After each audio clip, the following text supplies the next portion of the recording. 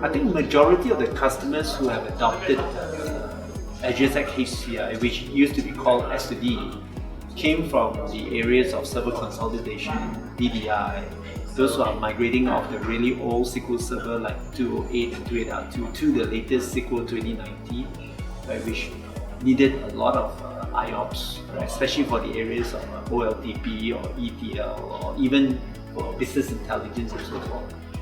But not forgetting that some customers are also going down the path of private cloud and hybrid cloud. Right, with that, I think many customers in those areas have started adopting, if you want, Azure Stack HCI in a big way.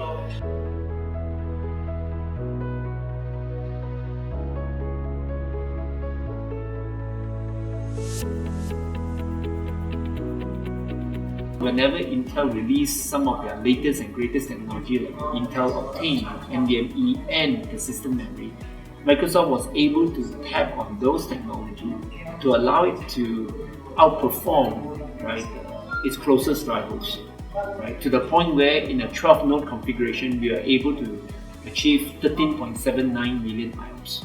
Right? There's no other solution today that can come anywhere close.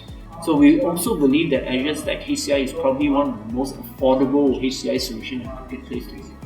Right? And the way we have done it is through ensuring that the capability comes together with Data Center Edition. Right? And Data Center Edition comes with one very significant, if you want, line item. The customer gets to deploy as many virtual machines as they want running Windows 7. So essentially they could start small and grow as big as they want without additional cost. Right? So we believe that thinking ahead for the customer is an important part of our HCI solution.